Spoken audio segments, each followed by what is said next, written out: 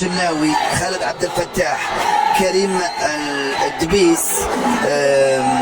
في الجهة اليسرى ياسر ابراهيم، عربي ربيعه، اكرم توفيق مع مروان عطيه وعمرو السوليه، امام عاشور، رفقه، وسام ابو علي، وحسين الشحات، في ظل غيابات على مستوى مختلفه من الشهرين الماضيين، مش فقط في مباراة اليوم ولكن على فترات الدوري او في دوري ابطال افريقيا، ولكن المردود اختلف. على الجهة اليمنى كرة صعبة، كرة صعبة، تسديد ارضية، رائعة الكرة هذه، امام عاشور في الاول، وفي اللقطة الثانية وسام ابو علي، كرة ممتازة خطيرة خطيرة، والتسديد، رأي التسلل ما شاء الله على فكرة، حتى ولو ما في تسلل يا حسين،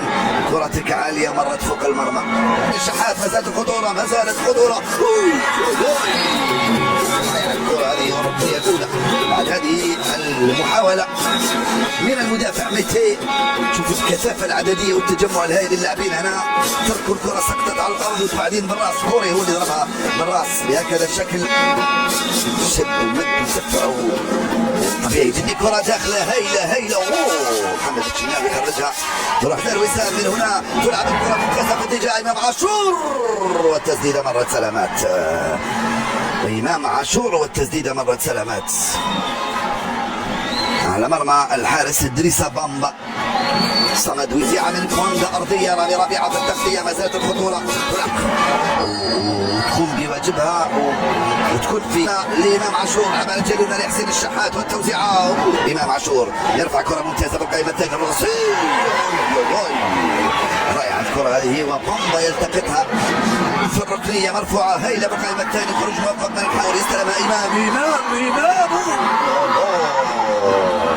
رائعة من إمام عاشور في الفراغات وفي الثغرات، يستلم كرات ويضربها في الاتجاهات اللازمة. اللاعب سواندا ممتازة ممتازة ممتازة ممتازة، رائع التسلل، تمريرة رائعة جدا، خروج محمد الشناوي بهكذا الشكل. الحكم دقائق الإيفواريين، دقائق الإيفواريين، دقائق الإيفواريين، التسديد، دقائق الإيفواريين، كوري يفعل برافو، يسجل في الزاوية البعيدة لمرمى الحارس محمد الشناوي، جول جون فيمين كوري، في وقت كنت أقول بمحمد الشناوي، وأول أهداف المباراة لصالح نادي استاد أبيجان في الزاوية البعيدة أمام أحمد الشناوي، جول ينقى والتوزيع الأرضي صراحة، وسام يدخل، وسام الحكم يقول له لا، كان قريب من اللقطة الحكم هنا، وانطلاق أبو علي يستعد لتنفيذ المخالفة، وسام من حسين بعيدة في القائمة الثاني لوسام،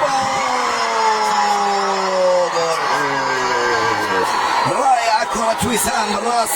في القائم الثاني، من هنالك يلحق على الكرة إمام عاشور ويعدل النتيجة للأهلي. كرة حسين الشحات كانت الكرة خطيرة،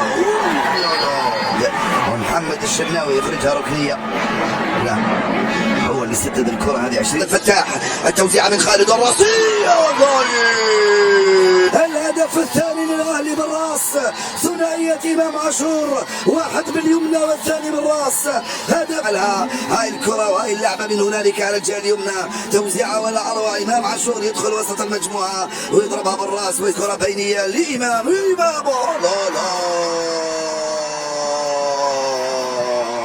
يختمها القيصر، إمام عاشور يسجل هاتريك تاريخي بالنسبة